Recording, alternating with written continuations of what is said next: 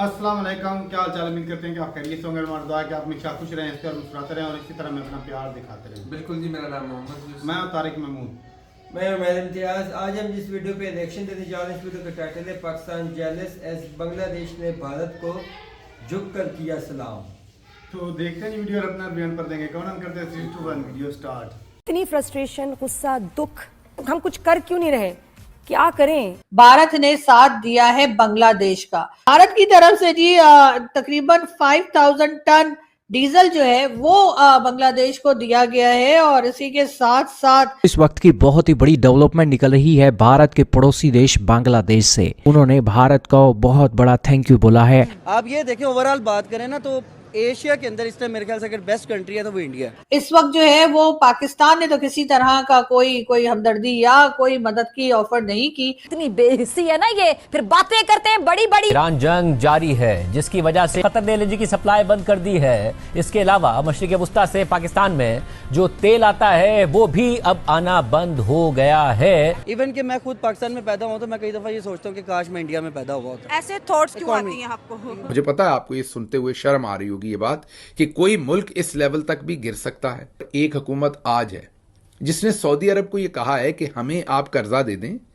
अगर हम कर्जा ना वापस कर सके तो ये हमारे जो 25 लाख लोग आपके पास मजदूरी कर रहे हैं आप इनके पैसों में से काट लीजिएगा। ना मांगते हुए, ना लूटते हुए, ना फलाना, अकीना, थकीना और झकीना, ये इनकी औकात। हर जगह पर भारत जो है वो बांग्लादेश के साथ इस वक्त खड़ा दिखाई दे रहा है। हालांकि खड़े हमें होना चाहिए था जो हम कहते हैं, लेकिन हम कैसे खड़े हो? हमारे यहाँ तो अपने यहाँ कुछ नहीं है। हम तो अपने लोगों को बता रहे हैं कि जी फ्यूल नहीं है और पैसे बढ़ाए जा रहे हैं, तो कभी कुछ बताया जा रहा है। ऐसे में भारत जो है वो बांग्लादेश के साथ दिखाई दे रहा है।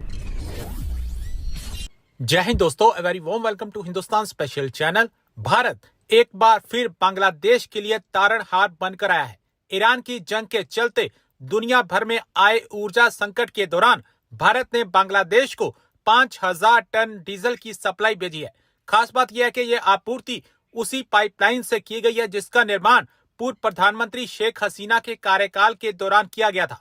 इस आपूर्ति ने शेख हसीना के खिलाफ फैलाए गए जमात और बीएनपी के उस प्रोपेगेंडा की भी पोल खोल दिया जिसमें पाइपलाइन की भारतीय दबदबे का प्रतीक कहकर आलोचना की गई थी। शेख हसीना की अवामी लीग सरकार में सूचना मंत्री रहे मोहम्मद अली अराफत ने अब बांग्लादेश नेशनल पार्टी और बांग्लादेश की जमाते इस्लामी पर हमला बोला है। सोशल मीडिया प्लेटफॉर्म एक्स पर उन्होंने लिखा, इस पाइपलाइन के बनने के बीएनपी और जमात ने शेख हसीना पर देश को भारत के हाथों बेचने का आरोप लगाया था। उनका दावा था कि ये प्रोजेक्ट देश के हितों को बेचने का हिस्सा है। अराफात ने आगे लिखा कि अब उसी पाइपलाइन के जरिए भारत से डीजल आयात किया जा रहा है जिससे देश की ईंधन आपूर्ति कुछ आसान और अधिक स्थिर हो गई है। भारत ने साथ दिया है बांग्लादेश का। जी हाँ, वही बांग्लादेश जिसके बारे में हम उठते बैठते बात करते हैं और हमारा कहना है कि जी वो तो हमारा ही एक हिस्सा है और ये तो वापस हमारे पास आ गए। और जब शेख हसीना की गवर्नमेंट गई तो हमारे यहाँ से लड्डू बांटने से हमने जरा भी हिचकिचाहट या थोड़ा सा भी हम रुके नहीं और हमने बहुत खुशी के साथ खुशियां मनाई और बताया कि जी उनकी गवर्नमेंट चली गई। वैसे किसी की भी गवर्नमेंट जाए ढोल हमारे यहाँ ही बजते हैं। चाहे वो अफगानिस्तान में अशरफ गनी साहब की गवर्नमेंट गई तब भी पाकिस्तान में मुबारकबादियां चल रही थी। अब जब शेख हसीना साहिबा की गवर्नमेंट गई बांग्लादेश से तब भी हम बड़े खुश हो रहे थे। अब जो नई गवर्नमेंट आई है उस पे भी हम खुश हैं। मतलब हम हर हाल में खुश रहते हैं। किसी की गवर्नमेंट चली जाए तब भी हमें कोई फर्क नहीं पड़ता। हाँ, ये जरूर है कि हम फौरन जो नई गवर्नमेंट आती है उसको अपना बताना शुरू कर देते हैं उस वक्त तक जब तक वो नई आने वाली गवर्नमेंट हमें ये ना के जरा साइड पे होना, हटो हटो हटो, तब तक हम यही करते रहते हैं। बहरहाल इस वक्त जो है वो पाकिस्तान ने तो किसी तरह का कोई हमदर्दी या कोई मदद की ऑफर नहीं की। लेकिन अगर हम भारत की बात करें तो भारत की तरफ से जी तकरीबन 5000 टन डीजल जो है वो बांग्लादेश को दिया गया है और इसी के साथ साथ कई दूसरी चीजें जो है इस वक्त ईंधन की फरामी यानी कि जो एनर्जी सेक्टर में जो शॉर्टेज हो रही है बांग्लादेश में उसको जी कंट्रोल करने के लिए, उसमें मदद करने के लिए जो है हर जगह पर भारत जो है वो बांग्लादेश के साथ इस वक्त खड़ा दिखाई दे रहा है। हालांकि खड़े हमें होना चाहिए था जो हम कहते हैं, लेकिन हम कैसे खड़े हो? हमारे यहाँ तो अपने यहाँ कुछ नहीं है। हम तो अपने लोगों को बता रहे हैं कि जी फ्यूल नहीं है और पैसे बढ़ाए जा रहे हैं, तो कभी कुछ बताया जा रहा है। ऐसे में भारत जो है वो बांग्लादेश के साथ दिखाई दे रहा है। यकीनन एक बहुत अच्छी बात है और हमें अपने पड़ोसियों से सीखना चाहिए, बांग्लादेश को भी सीखना चाहिए और अपने टर्म्स भारत से सही रखने चाहिए। वैसे हमें भी अपने टर्म्स भारत से सही रखने चाहिए थे, लेकिन हमने नहीं रखे और उसकी कह लीजिए कि उस गलती के जो सजा है वो हम बड़े अरसे से भुगत रहे, लेकिन बात सारी ये कि हम सुधरने का नाम नहीं ले रहे। बहरहाल यहाँ पर मैं आपको ये भी बताती, इस वक्त बांग्लादेश में बहुत सीवियर किस्म का कह लीजिए कि फ्यूल शॉर्टेज है और इसी वजह से भारत और बांग्लादेश के दरमियान वैसे एक फ्रेंडशिप एग्रीमेंट हो रखा है, जिसकी वजह से जो है भारत ने जो है उनको बांग्लादेश की इस तरह से मदद करनी है। लेकिन इस वक्त जो है वो तकरीबन 5000 टन जो कह लीजिए कि डीजल है वो इस फ्रेंडशिप पाइपलाइन के जरिए बांग्लादेश पहुंचा दिया गया है। अब यकीनन इस चीज को देखते हुए पाकिस्तान को बहुत कुछ सीखने की जरूरत है। जैसे मैं हमेशा कहती हूँ, अपने दोस्त चाहे ना बनाइए लेकिन अपने पड़ोसियों के साथ टर्म्स अच्छे रखिए। मुसीबत में पड़ोसी ही काम आते हैं, इसलिए कि ट्रंप ने काम नहीं आना, ट्रंप ने अपना काम निकालना है और 9-2-11 हो जाना है।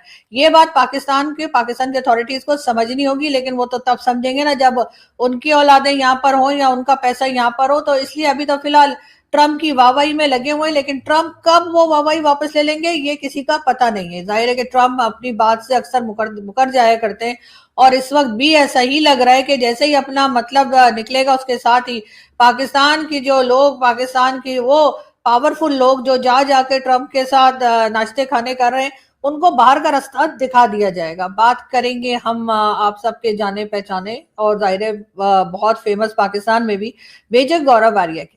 जी हाँ, मेजर साहब की वीडियोस तो आप लोग देखा ही करते हैं। हमारे यहाँ भी जो है, वैसे तो खैर मेजर साहब का चैनल भी पाकिस्तान ने बैन कर दिया, जैसे पाकिस्तान के चैनल भारत में हो गए। लेकिन आप लोगों को तो पता ही है कि अगर पाकिस्तानियों को कोई चीज मना की जाए तो वो हम जरूर करते हैं। हुकूमत आज है जिसने सऊदी अरब को ये कहा है कि हमें आप कर्जा दे दें, अगर हम कर्जा ना वापस कर सके तो ये हमारे जो 25 लाख लोग आपके पास मजदूरी कर रहे हैं, आप इनके पैसों में से काट लीजिएगा, या ये आप ही के पास हैं हमारे लोग, तो आप इसमें से पूरे कर लीजिएगा। मुझे पता है आपको ये सुनते हुए शर्म आ रही होगी ये बात कि कोई मुल्क इस लेवल तक भी गिर सकता है।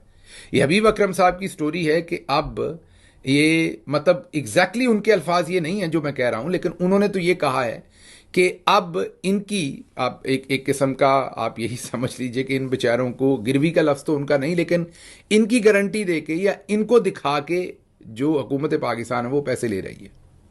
ये जो 25 लाख लोग हैं ये तकरीबन महाना जो है वो 8 करोड़ डॉलर जो हैं वो सऊदी अरब से वापस लाते हैं। इतने ही पैसे तकरीबन यूएई से आते हैं। फरवरी में थोड़े कम आए हैं, फरवरी में सऊदी अरब से आए हैं कोई 68 करोड़ जो है वो तकरीबन आप ये कह लीजिए, और यूएई से आए हैं तकरीबन 70 करोड़, तो 68 एंड 70। तो यूएई से फरवरी के महीने में 2 करोड़ डॉलर ज़्यादा आए हैं। लेकिन अमूमी तौर पे सऊदी अरब से सबसे ज़्यादा पैसे आते हैं और 80 जो करोड़ हैं पाकिस्तान में हर महीने वहाँ से आ जाते हैं। तो आप खुद ही सोच लीजिए कि ये सऊदी अरब से कितने पैसे आएंगे। तकरीबन आप 12 महीने में आप कह लीजिए कि सेफली 10 बिलियन डॉलर तकरीबन रफली पाकिस्तान को सऊदी अरब से जो मजदूर हैं वो सख्त गर्मी में जो हालात है मुझे बताने की ज़रूरत नहीं है।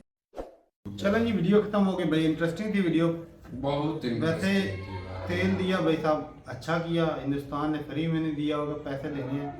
बाकी ये बात है कि भाई अच्छा कैसे वो नहीं आप आगे बोल रहे, मैंने तो चुप। वो बांग्लादेश में जब रजीम चेंज हुआ तो वहाँ पे जो हिंदू खतरे में थे, फिर वो अब क्या हुआ? नहीं, अब ये हिंदू जिनको काटा गया ने मारा, जिंदा जला दिया गया, तो क्या वो ऑपरेशन नहीं आते भाई आप लोगों ने? मैं एक क्रिकेटर तो आपको भाई साहब वो अपने कंट्री में आता अच्छा नहीं लगा, वो अजाब लग रहा था, या कि वो इतनी बड़ी मुसीबत हो जानी थी, सिर्फ एक क्रिकेटर ने आना था, उसको तो आपने आने नहीं दिया, इतना वाह किया, और अब इतना बड़ा हो रहा है और आप डीजल उनको दिए जा रहे, डीजल दे रहे हो, नरकी दे रहे हो। कहीं इसलिए तो नहीं दिया जा रहा कि जो बाकी बच्चे उनके ऊपर डालकर उनको भी फूंक डाले, इसलिए तो नहीं दिया जा रहा। अब आप दोष नहीं डाल सकते, मेरे सवाल का आप जवाब दीजिए यार। अब कहेंगे भाई पड़ोसी है, आरज़ू काज़मी भी बड़ा मीठा चूरन दे थे। पड़ोसी क्या सीखना चाहिए पड़ोसियों से? इंसानों से पड़ोसी नफरत वो करना, जो हिंदुओं के इंसानों से गले नफरत काट रहे थे, करना। जो गले ये काट रहे वही थे। कि हम वहां ये से वही पड़ोसी नहीं जो अगले दिन वो उनका एक क्रिकेटर जो है आने से देश में धरने दे रहे थे कि भाई हमने इसको नहीं आने देना, मुसलमान शाहरुख खान के खिलाफ हो गए थे। हाँ, कह रहे थे उसको अब अगर वो आया तो हम वही का उस वही जिहादी काट को के रख उस देंगे। जिहादी को आज तेल दे रहे हैं आपकी हाँ। सरकार।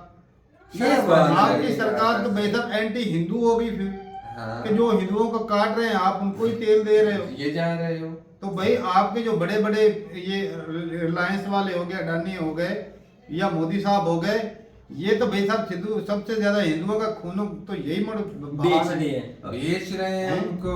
ऐसे ही।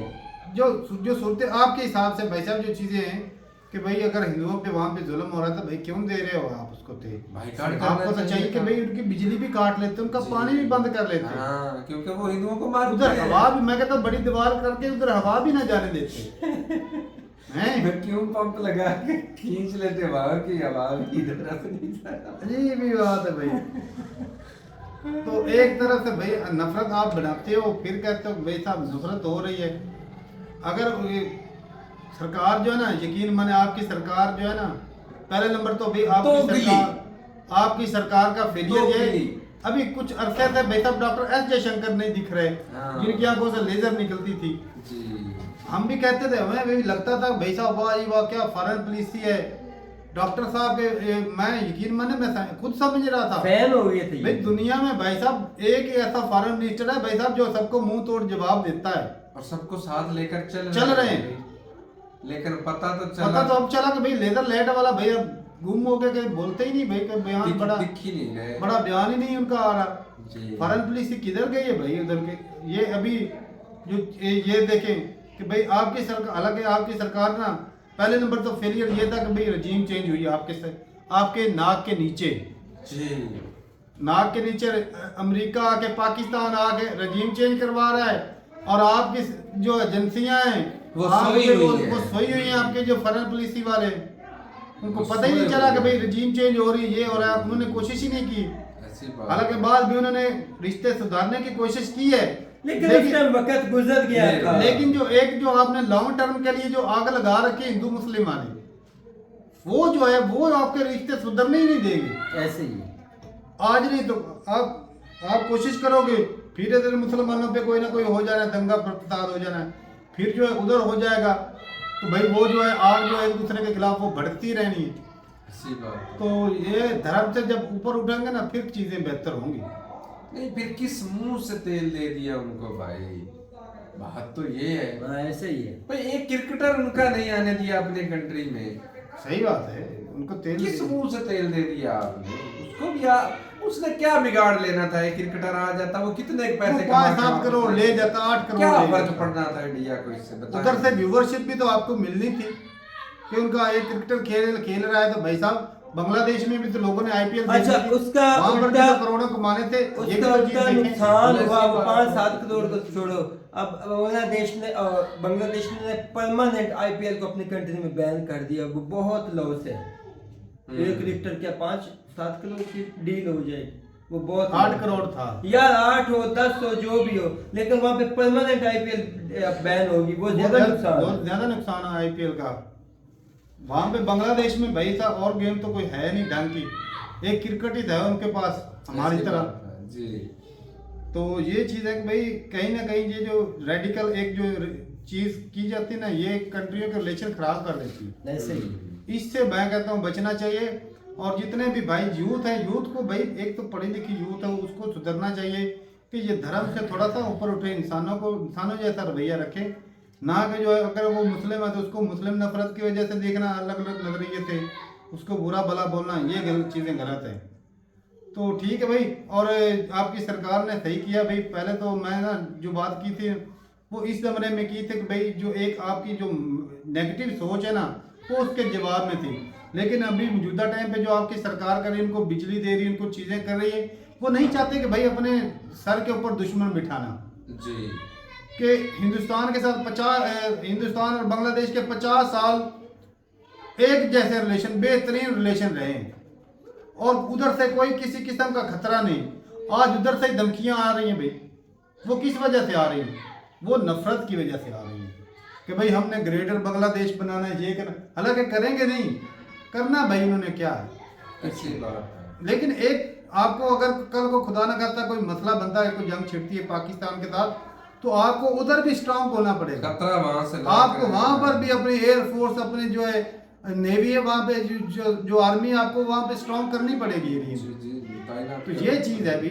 और जिस तरह वो चाइना को अंदर घुसार रहा है बांग्लादेश, वो भी तो आपके लिए खतरा है ना, सर के ऊपर वो भी बैठेगा। ये चीजें कि भाई आपकी सरकार जो है ना वो चीजें सुधारने की कोशिश कर रही, कहीं ना कहीं सरकार की भी बात सुना करें। ये पागलों की तरह ना ऐसे नारेबाजी करना जो है ना वो बंद कर दें। तो ठीक है भाई, अपनी राय जरूर पेगा कमेंट सेक्शन में। मिलते नहीं वीडियो के साथ, तब तक के लिए इजाजत दें। अल्लाह हाफ़िज़।